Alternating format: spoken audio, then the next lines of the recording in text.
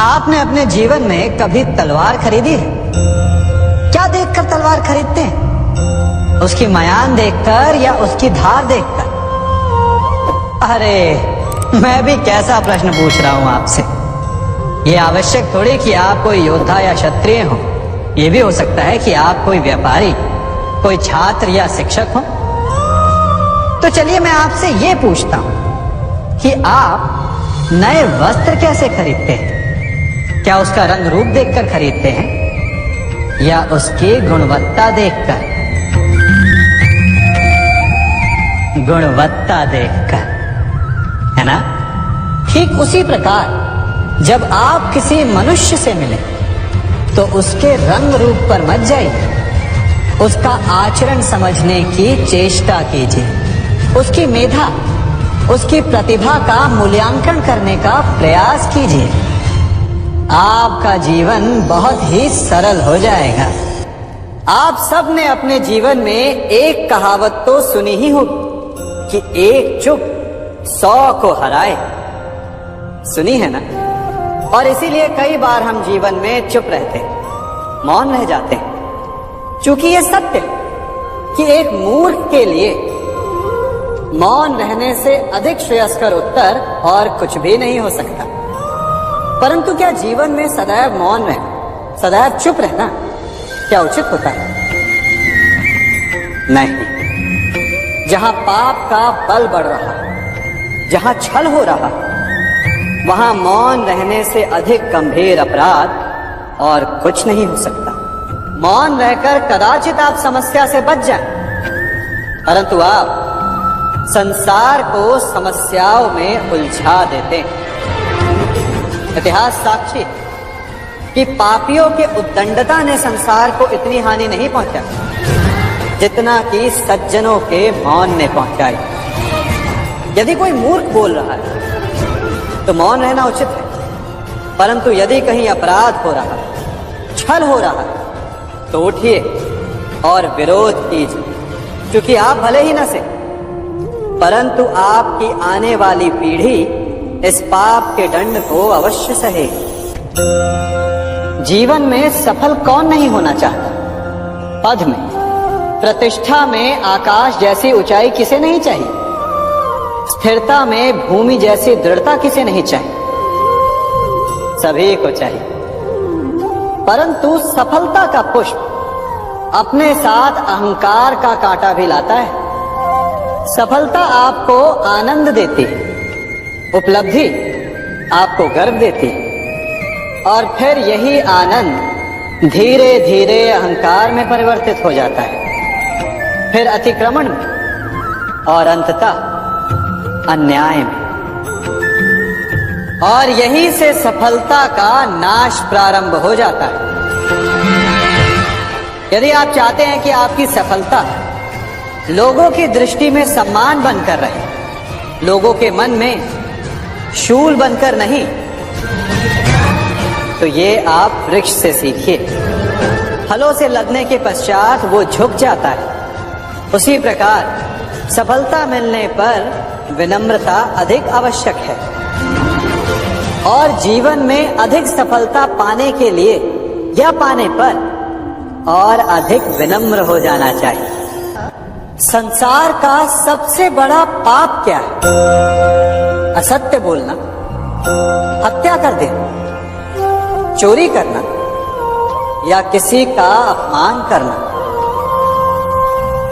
संसार का सबसे बड़ा पाप है किसी निर्बल को सताना, और संसार का सबसे बड़ा दंड भी उस निर्बल के मुख से निकली हाय है।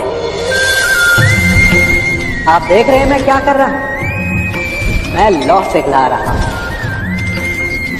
और ये लौ पिघलता है इस चमड़ी की बनी धूनकी से निकली हवा से। तनिक सोचिए, एक मृत पशु की खाल से बनी धूनकी इतने कठोर लोहे को भस्म कर सकती। ठीक उसी प्रकार आप चाहे जितने भी शक्तिशाली क्यों ना हो, यदि आपने किसी निर्दोष, किसी निर्बल को सताया तो उसके मन से निकली हाय और उसका श्राप आपके जीवन को भस्म कर सकता है। मनुष्य भी बड़ा विचित्र प्राणी है। अपनों से नीचे के स्तर के लोगों को वो हे दृष्टि से देखता है, उनका उपहास उड़ाता है, उनसे बार बार कहता है कि तुम्हारा कुछ नहीं हो सकता, तुम भविष्य में कुछ नहीं कर पाओगे। जब मनुष्य के पास धन, संपत्ति, मान होता है तो वो दूसरों का आदर नहीं करता, परंतु वो एक बात भूल जाता है कि उससे भी अधिक शक्तिशाली कोई अस्तित्व में है, और वो है समय। काल काल अपना चक्र कब बदलेगा ये कोई नहीं जानता। समय अपनी करवट कब लेगा ये कोई नहीं जानता। कोयला भी समय के साथ साथ हीरे में परिवर्तित हो जाता है। इसलिए जीवन में कभी भी किसी का भी उपहास नहीं उड़ाना चाहिए। कभी सोचा है हमारा जीवन भी उस रेत की घड़ी की भांति है? जो रेत नीचे गिर चुकी है वो हमारा अतीत, जो अब भी ऊपर है वो हमारा आने वाला भविष्य है, और वर्तमान ये संकुचित स्थल है जहां से धीरे धीरे करके रेत गिर रही है। अर्थात हमारे पास जीने के लिए यही एक क्षण है। उसका उपयोग कैसे करना है ये हम पर निर्भर करता है। जो बीत गया उसका दुख मनाना है, या जो भविष्य में होने वाला है उसकी प्रतीक्षा में क्रोध करना है। सब कुछ करने के लिए यही एक क्षण है। प्रसन्न रहना है तो उसके लिए भी यही एक पल है। प्रतीक्षा करते रहोगे तो ये पल भी भूतकाल में बदल जाएगा। इसलिए आनंद के लिए, परोपकार के लिए प्रतीक्षा ना कीजिए। आपके पास जो पल है उनका भरपूर सदुपयोग कीजिए, क्योंकि इस घड़ी को पलटकर आप फिर से समय अवश्य गिन सकते हैं, परंतु अपना बीता हुआ समय आप वापस नहीं लौटा पाएंगे। हम सब अपनों की, अपने मित्रों की, परायों की सहायता करते हैं, परंतु हम सब के मन में एक व्यथा रह जाती है कि वो हमारा उपकार भूल गया, कि उसने हमें सम्मान नहीं दिया, कि समय पड़ने पर उसने हमारी सहायता नहीं की। होता है ना ऐसा? अब प्रश्न ये उठता है कि क्या हमें उपकार भुला देना चाहिए या नहीं? और उत्तर भी दो है, हाँ भी और ना भी। हमें दूसरों पर किए गए उपकार को भुला देना चाहिए, परंतु यदि किसी ने हम पर उपकार किया है तो उसे नहीं भुलाना चाहिए। यदि दूसरों पर किए उपकार भुला दिए तो अपेक्षा नहीं रहेगी। अपेक्षा नहीं रहेगी तो वो टूटेगी नहीं, मन कुंठित नहीं होगा, और स्वयं पर किए गए उपकार को स्मरण रखा तो उसे चुकाने के लिए सदा तत्पर रहेंगे। उपकार करने वाले के कृतज्ञ रहेंगे, तब भी मन प्रसन्न रहेगा। और यदि हम सभी ऐसा करने लगे तो सबके मन को संतोष।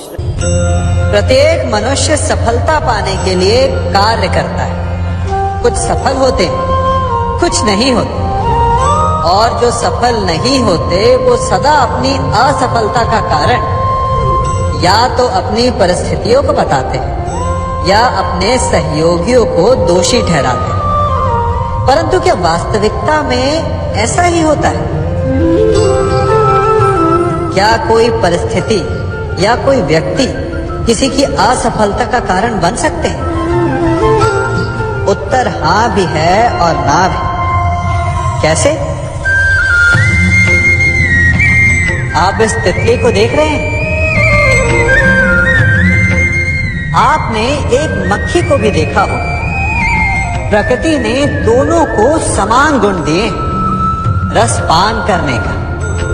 एक तितली फूलों पर जाकर उसका रस लेती और इस अवस्था में नए फूल खिलने की व्यवस्था भी करती, और मक्खी घाव पर बैठती, घाव को सड़ाती है और रोग भी फैलाती।